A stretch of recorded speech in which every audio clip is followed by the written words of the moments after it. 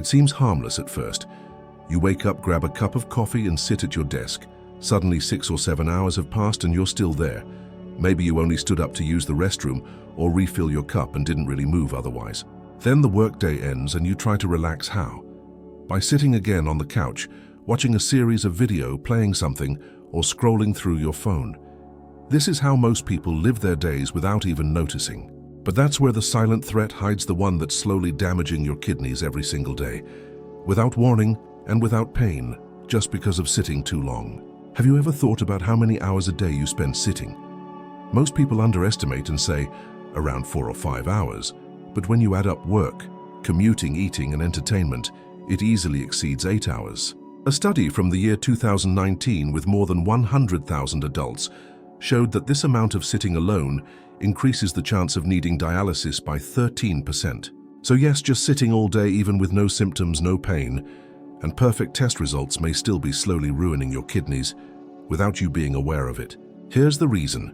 When you remain still for too long, blood flow to your kidneys decreases, the tiny vessels inside them suffer, and microalbuminuria appears, which is one of the first signs of kidney stress.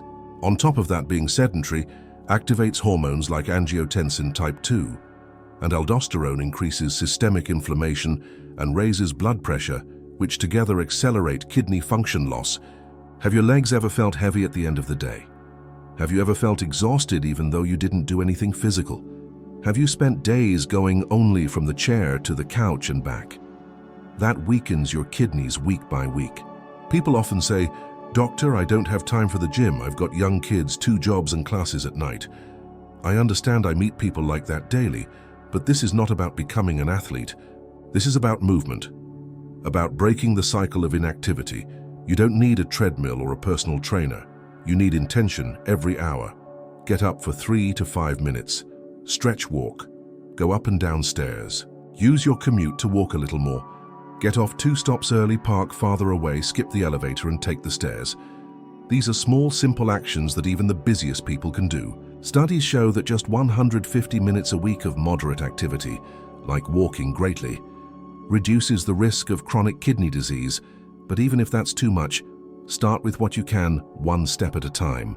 What's interesting is many people tell me that after only a week of doing this, they sleep better, feel less leg swelling, have more morning energy, and even feel happier, because the body notices, and the kidneys do too.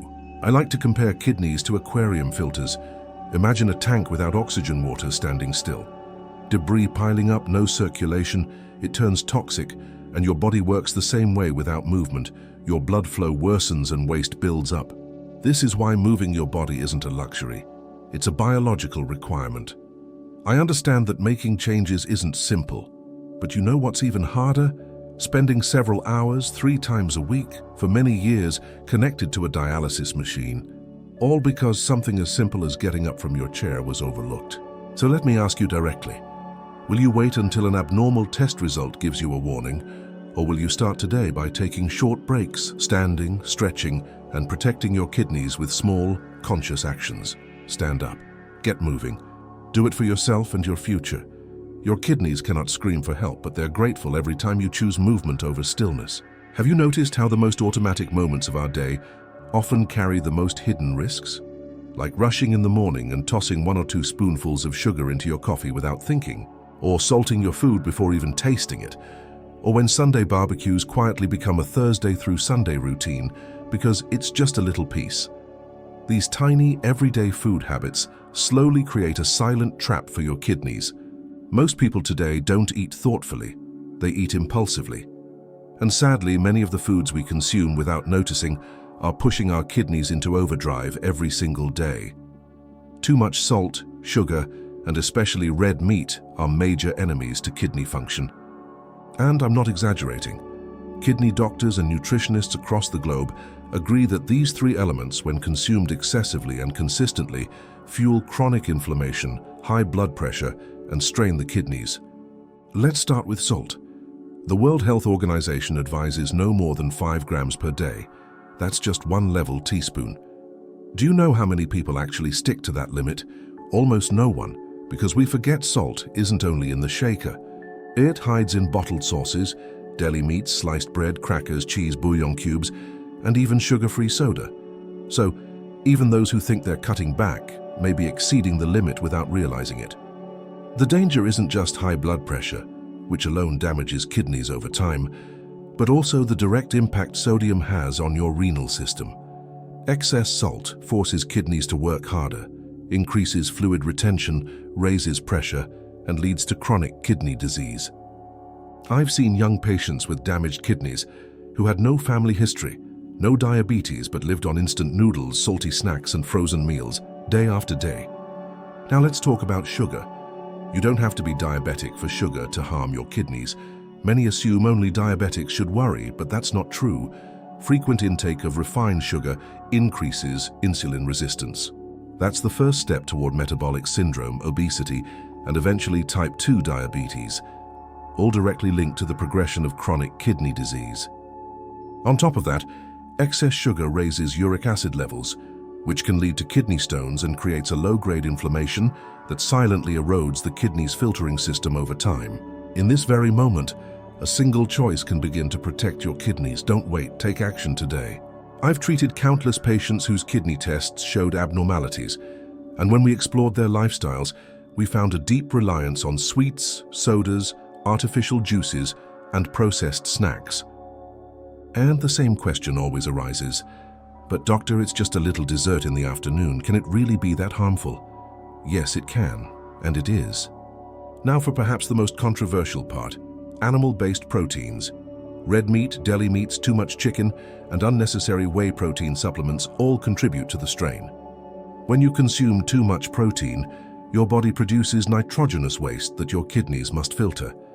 If your kidneys are already slightly impaired, often without symptoms, this overload can worsen damage. You might say, but doctor, protein is essential. Absolutely.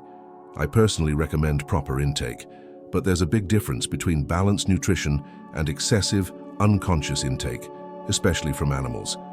I've seen cases where people with kidney failure ate red meat daily and added unnecessary protein powder, thinking they were being healthy, only to end up with overworked kidneys and scary test results. Let me ask you honestly, how many times a week do you eat red meat? Do you add sugar to your coffee without thinking? Do you buy packaged products without even reading the labels? If you answered yes to any of those, it's not about feeling guilty, it's a wake-up call. A moment that could spark a major turning point in your life. Have you heard of Luis Rey, the Latin singer famous in the 1990s? For years, he lived on meat and sugary energy drinks. By the time he found out his kidneys were failing, it was far too late. He spent his final years between dialysis sessions and hospital stays, and his career was never the same again. But there are success stories too. Take Bill Clinton, for example. After a heart issue, he completely transformed his diet. More vegetables, less salt, and no more processed meats. The result? Better metabolic and kidney markers, more vitality, and a healthier aging process. Small shifts can lead to major health changes. Here's my challenge for you. Try 7 days with less salt, less sugar, and less animal protein. Start small. Use herbs instead of salt. Replace refined sugar with fresh fruit. Cut back red meat to 2 or 3 times a week. Add more beans, chickpeas, lentils, and nuts. Pay attention to your body's response. Your energy, sleep quality, and digestion might surprise you. Your health doesn't come from a miracle pill. It starts on your plate, in your habits, and in your daily choices. Your kidneys work 24 hours for you. The least you can do is take care of them. Getting proper sleep is a fundamental biological need. And when this need is ignored, the very first organs to suffer quietly are your kidneys, even though most people don't realize it. It may sound strange, but just one night of poor sleep can directly impact your kidney function. And the effects aren't minor. They can be deep and in many cases, permanent. Sleep deprivation sets off a series of chain reactions in your body that seriously damage the kidneys. I've seen hundreds of patients with fatigue, swollen legs, high blood pressure, and unusual lab results, all tied to years of poor sleep. When you don't sleep well or enough, your body goes into survival mode. It starts pumping out cortisol and adrenaline, the stress hormones, which raise your blood pressure and heart rate and make you retain fluids. Guess which organ is in charge of filtering that extra fluid, pressure, and waste? That's right, your kidneys. And every time you skip good sleep, you're making them work overtime without rest. It's like forcing your kidneys to run a marathon every night while begging for recovery. Over time, this chronic stress causes inflammation, tiny internal scars, and a gradual decline in their ability to do their job. But it doesn't stop there. Poor sleep also throws off your metabolism. Have you noticed how you crave junk food after a bad night's sleep? That's because your hunger and fullness hormones, like leptin and ghrelin, get disrupted. This leads to bad eating habits, weight gain, insulin resistance, and in turn puts even more pressure on your kidneys. Your health keeps spiraling, all because your body isn't getting the rest it needs. Science has made this clear. A study in the Journal of the American Society of Nephrology followed thousands of adults for over 10 years and found that those sleeping fewer than 6 hours each night lost kidney function faster. The scary part? Kidney damage happens silently. There's no pain, no fever, no warning signs until your lab results show something is wrong, often when it's already advanced. So now I ask you, are you getting between 7 to 9 hours of sleep every night? Or do you keep telling yourself just tonight while sleeping late and waking up early over and over again? Do you lie in bed scrolling through your phone, fall asleep with the TV on, or wake up repeatedly throughout the night? These small habits add up, and your kidneys are paying the price for it. There was one patient I'll never forget. He was a young, high-performing entrepreneur who slept only 4 hours a night because he believed sleep was a waste of time. During a routine checkup, his tests showed moderate kidney function loss. He wasn't overweight, had no family history, no hypertension. The only thing out of line? His extreme lack of sleep. He said something that stayed with me. "Doctor, if I had known that sleeping could keep me alive, I would have slept more." Now he's monitoring creatinine and urea levels, trying to preserve what remains of his kidney function. This wasn't an isolated case. Many of my patients who embraced healthier sleep habits reported significant improvement in their kidney test results within just a few months. So let me ask you something honestly. What's keeping you from getting quality sleep? Is it a lack of time, anxiety, or simply too many distractions? And more importantly, what are you waiting for to change that? If you want to care for your kidneys, start tonight. Turn off screens at least 1 hour before bedtime, create a dark, quiet, and cozy environment, and avoid caffeine after 6 o'clock in the evening. Set a consistent bedtime and treat it like a commitment to your own life, because that's exactly what it is. Getting enough sleep isn't a luxury, it's a biological necessity. Your kidneys, quiet as they may be, rely on your rest to regenerate, filter properly, and keep you far from dialysis. The sleep you skip tonight is something your body will demand repayment for later. And when that demand comes, it might already be too late. You can begin today. You can reclaim your nights and safeguard your days. Because while you're sleeping, your kidneys are still working. But if you never let them rest, eventually they stop. Think about that.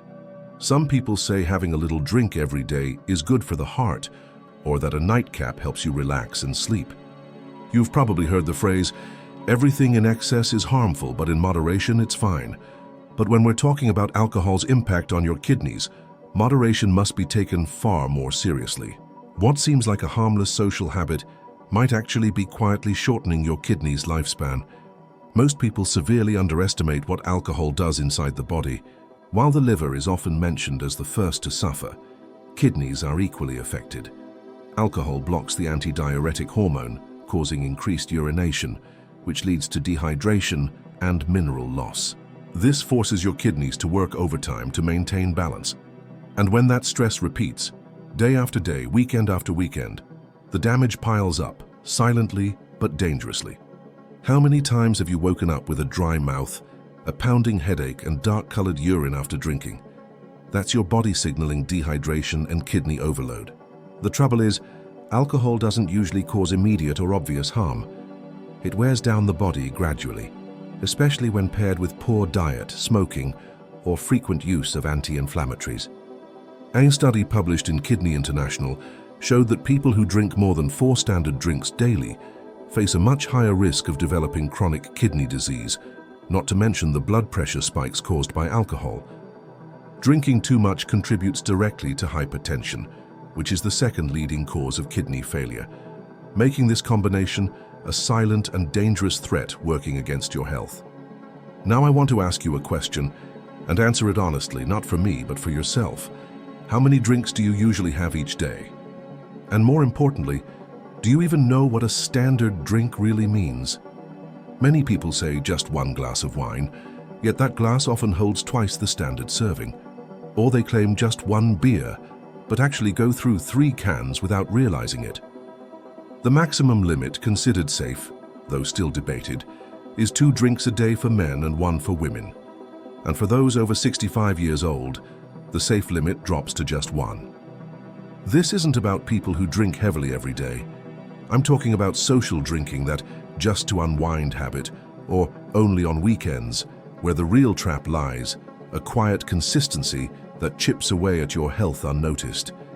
I once had a patient proudly tell me, "Doctor, I only drink on Saturdays, but I make it count." And he did. 5 or 6 servings in a single evening. Over time, his lab results showed changes in creatinine, unstable blood pressure, constant fatigue and swelling in his legs. The final diagnosis? Stage 3 chronic kidney disease. He was stunned. "But I'm healthy," he said. I answered, "You were until your habits caught up to you." Alcohol rarely comes alone. It invites poor sleep, irregular eating, hangover medication use, and constant dehydration. All of this creates a perfect storm for your kidneys to collapse. And if you think this doesn't happen to famous people, consider the tragic case of singer Amy Winehouse. She faced public struggles with alcohol and other substances, and already had serious signs of organ failure before she passed. And among the most affected were her kidneys. Her body gave out long before her talent did. Now let me ask you something simple. Is it worth it? Does that fleeting moment of ease justify being tied to a dialysis machine for years? Does the pleasure of drinking outweigh the pain of watching your kidney function collapse? I know quitting completely sounds drastic, so start small. How about a 21-day alcohol-free challenge? During that time, observe your sleep, your mood, your energy, even your skin. And when results show up, because they will, you might realize you no longer need alcohol as an escape. Because true health doesn't come from a glass or bottle, it comes from the choices you make daily, especially when no one's watching. Your kidneys work in silence for you, but if neglected, one day they go silent too, and by then it may be too late. Think about that before your next drink. Maybe that moment of joy is actually the spark of a painful journey you haven't seen coming, but that you can still avoid in time. The most important truth is that your kidney health depends more on your daily actions than on genetics or luck. Small, consistent habits like moving more, sleeping better, eating well, and drinking less make a massive long-term impact.